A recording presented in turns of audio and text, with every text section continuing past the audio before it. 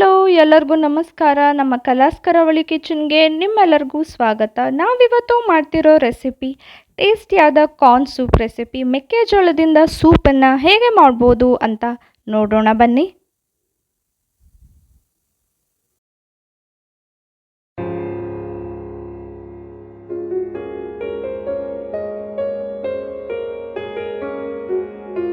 First ನಾವಿಲ್ಲಿ ಒಂದು ಬಾಣಲೆಯನ್ನು ಇಟ್ಕೊಂಡಿದ್ದೀವಿ. ಅದಕ್ಕೆ ಸ್ವಲ್ಪ ಎಣ್ಣೆಯನ್ನು ಹಾಕೋತಿದ್ದೀವಿ. ಎಣ್ಣೆ ಕಮ್ಮಿ ಹಾಕೋಬೋದು. ಹಾಗೆ ಸ್ವಲ್ಪ ಕ್ಯಾರೆಟ್ನ ಸ್ವಲ್ಪ ಹೊತ್ತು ಎಣ್ಣೆಯಲ್ಲಿ ಹುರ್ಕೋತಿದ್ದೀವಿ. ನೀವು ಇದಕ್ಕೆ ನಿಮಗೆ ಇಷ್ಟವಾದ ವೆಜಿಟೇಬಲ್ಸ್ನೂ ಕೂಡ ಹಾಕೋಬೋದು, ಆದರೆ ಕಾರ್ನ್ ಡಾಮಿನೆಂಟ್ ಆಗಿರುತ್ತೆ. ಕಾರ್ನ್ ಸ್ವಲ್ಪ ಜಾಸ್ತಿ ಹಾಕ್ಕೋಬೇಕಾಗತ್ತೆ. ನೋಡಿ, ಈ ರೀತಿ ಚೆನ್ನಾಗಿ ಫ್ರೈ ಮಾಡ್ಕೋಬೇಕಾಗತ್ತೆ ಕ್ಯಾರೆಟ್ನ. ನೆಕ್ಸ್ಟ್ ನಾವು ಇದಕ್ಕೆ ಕ್ಯಾಪ್ಸಿಕಮ್ನ ಹಾಕೋತಿದ್ದೀವಿ. ಕ್ಯಾಪ್ಸಿಕಮ್ನು ಕೂಡ ಸ್ವಲ್ಪ ಹೊತ್ತು ಫ್ರೈ ಮಾಡ್ಕೊಂಡ್ವಿ.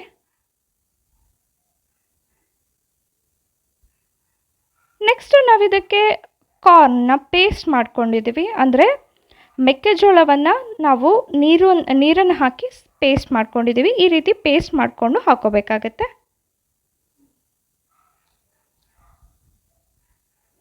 ಇದನ್ನು ಹಸಿ ವಾಸನೆ ಹೋಗೋ ತನಕ ಚೆನ್ನಾಗಿ ಫ್ರೈ ಮಾಡ್ಕೋಬೇಕಾಗತ್ತೆ.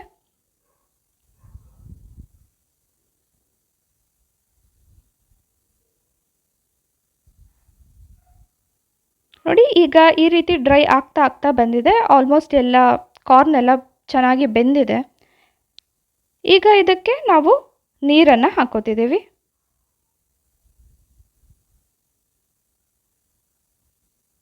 ನೀರು ಎಷ್ಟು ಬೇಕೋ ಅಷ್ಟು ನೀರನ್ನು ಹಾಕ್ಕೊಳ್ಳಿ. ನೆಕ್ಸ್ಟು ಇಡಿಯಾಗಿ ಕಾರ್ನ್ನ ಹಾಕೋತಿದ್ದೀವಿ. ನಾವು ಅದಕ್ಕೆ ಮೊದಲು ಪೇಸ್ಟ್ನ ಹಾಕ್ಕೊಂಡಿದ್ವಿ. ಈಗ ಇಡಿಯಾಗಿ ಕಾರ್ನ್ನ ಹಾಕ್ಕೊಂಡ್ವಿ. ಇದನ್ನ ಈ ರೀತಿ ಚೆನ್ನಾಗಿ ಮಿಕ್ಸ್ ಮಾಡ್ತಾ ಇರಬೇಕು. ಕಾರ್ನ್ ಸೂಪ್ ಮೇನ್ ಆಗಿ ಏನಂದರೆ ನಾವು ಕನ್ಸಿಸ್ಟೆನ್ಸಿ ಚೆನ್ನಾಗಿ ಇಟ್ಕೋಬೇಕಾಗತ್ತೆ. ಅದಕ್ಕೆ ಇದನ್ನ ಕುದಿಸ್ಬೇಕಾಗತ್ತೆ ಚೆನ್ನಾಗಿ. ನಾವು ಇದಕ್ಕೆ ರುಚಿಗೆ ತಕ್ಕಷ್ಟು ಉಪ್ಪನ್ನು ಕೂಡ ಹಾಕ್ಕೊಂಡ್ವಿ. ಈಗ ಇದನ್ನ ಚೆನ್ನಾಗಿ ಮಿಕ್ಸ್ ಮಾಡ್ಕೊಂಡ್ವಿ. ಈ ರೀತಿ ಸ್ವಲ್ಪ ಕುದೀತಿರ್ಬೇಕಾದ್ರೆ ಉಪ್ಪನ್ನು ಹಾಕ್ಕೊಂಡ್ರೆ ಚೆನ್ನಾಗಿರುತ್ತೆ. ನೆಕ್ಸ್ಟು ಸ್ವಲ್ಪ ಪೆಪ್ಪರ್ ಪೌಡರ್ನ ಹಾಕ್ಕೊಂಡಿದ್ದೀವಿ. ನೀವು ಖಾರ ಪುಡಿಯನ್ನು ಹಾಕೋಬೋದು, ಆದರೆ ಖಾರ ಪುಡಿ ಹಾಕ್ಕೊಂಡ್ರೆ ಕಲರ್ ಚೇಂಜ್ ಆಗುತ್ತೆ. ಸೊ ನಾವಿದಕ್ಕೆ ಪೆಪ್ಪರ್ ಪೌಡರ್ನ ಹಾಕ್ಕೊಂಡಿದ್ದೀವಿ. ನೆಕ್ಸ್ಟು ಒಂದು ಬೌಲಲ್ಲಿ 1 ಸ್ಪೂನ್ ಕಾರ್ನ್ಫ್ಲೋರ್ನ ತೊಗೊಂಡಿದ್ದೀವಿ.